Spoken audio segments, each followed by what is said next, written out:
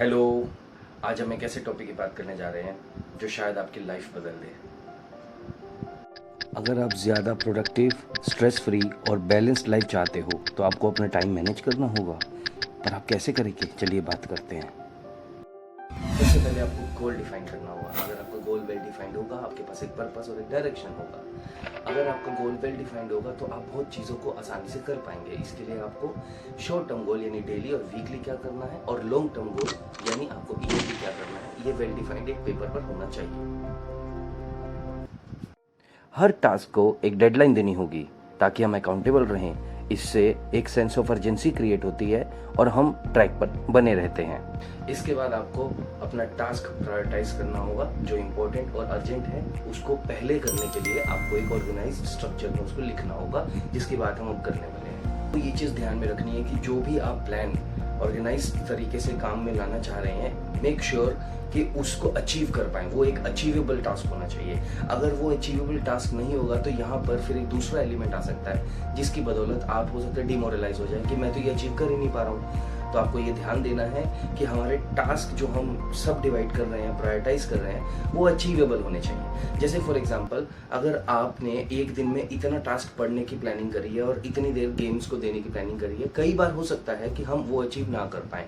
But अगर regularly हम कोई चीज़ ऐसी है कि हम नहीं अचीव कर पा रहे, तो हमें फिर उसको रिव्यू करके, रीशेड्यूल करके और फिर उसको एक ऑर्गेनाइज तरीके से दोबारा लाना पड़ेगा, ताकि हम बेस्ट आउटपुट अपने प्रायोरिटाइज शेड्यूल के अंदर अपनी अचीवमेंट को लेते हुए आगे बढ़ सकें।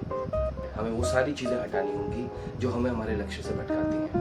हमें ये ध्यान देना पड़ेगा कि सोशल मीडिया पे हम कितना टाइम स्पेंड कर रहे हैं, जैसे कि इंस्टाग्राम, फेसबुक और इसके अलावा और बहुत सारे सोशल मीडिया प्लेटफॉर्म हो सकते हैं। जैसे कि हम व्हाट्सएप पर भी अक्सर जाकर के स्टेटस चेक करते हैं। हमें ये इसका एक पूरा एक विजिलेंट रखना पड़ेगा कि हम कितना टाइम सोशल मीडिया पे स्पेंड कर रहे हैं। आपको एक हफ्ते के अंदर ये चीज़ पता लग जाएगी दोस्तों कि हमारा जो टाइम है वो इन चीज़ों पे ज़्यादा जा रहा है, जबकि हम उन चीज़ों को प्रोडक्टिवली अपनी पढ़ाई में यूज़ कर सकते हैं। आपको पता है कंपटीशन का ज़माना है, और अगर हम टाइम को सही से यूज़ नहीं करेंगे तो हमें बेहतर आउटपुट भी नहीं मिल पाएंगे।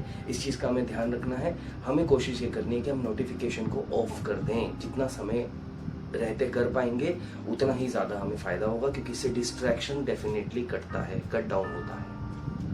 हर वक्त रिव्यू और रीएडजस्ट करना चाहिए। हमें ये देखना चाहिए कि कौन सी तकनीक हमारे लिए काम कर रही है, कौन सी नहीं। हम उसके अकॉर्डिंग कुछ चीज़ों को चेंज करके अपने अकॉर्डिंग उसको मोल्ड कर सकते हैं। कोई रिजिडिटी नहीं है कि हमने ये टाइम बनाया, इस टाइम उठना था, इस टाइम पढ़ना था, इस टाइम हमें खेलना था। वो कई बार ऊपर नीचे हो जाता है कोई भी कारण से। कभी घर में गेस्ट आ गए, कभी इलेक्ट्रिसिटी कनेक्शन कट गया, या कोई भी और ऐसी अनवांटेड सिचुएशन आ गई, तो हमें इतना फ्लेक्सिबल रहना है कि हम उस वजह से डिमोरलाइज होकर पूरे शेड्यूल को ना क्रिटिसाइज करें। हमें थोड़ी फ्लेक्सिबिलिटी रखनी है ताकि हम कुछ चीज़ों को पोस्टपोन करके अगले दिन या अगले शेड्यूल में उसको फिक्स इन कर पाएं। और आप देखेंगे कि ये वन डे का लॉस जो होता है या वन एक्टिविटी का लॉस जो होता है, वो आपकी फेलियर या सक्सेस को डिफाइन नहीं करता। ये बेसिकली एक लॉन्ग टर्म गेम है जिसमें महीनों को या सालों को हम एक एक्यूमुलेट करके स्टडी करके ये बता सकते हैं कि शेड्यूल ओवरऑल कैसा रहा। एक दिन, 2 दिन, एक हफ्ते के शेड्यूल से इन चीज़ों पे फर्क नहीं पड़ता। लेकिन हाँ, अगर आपको लग रहा है कि कहीं कुछ रीएडजस्टमेंट की ज़रूरत है तो वो डेफिनेटली आपको रिव्यू करते हुए करना चाहिए। ये बहुत सपोर्ट करेगा। दोस्तों, हमें ब्रेक लेना और रेस्ट करना नहीं भूलना है। अपने लिए टाइम निकालने से प्रोडक्टिविटी बढ़ती है।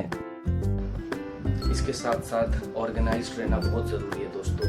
अपने मटेरियल को टाइडी रखना, अपने स्पेस को ठीक से क्लीन रखना, इससे आपका बहुत समय बचता है। और ये जो चीज़ें आप जब इसको प्रैक्टिकल लाइफ में उतारेंगे, रिजल्ट्स आने में समय ज़रूर लगेगा, मगर रिजल्ट पॉजिटिव आएंगे।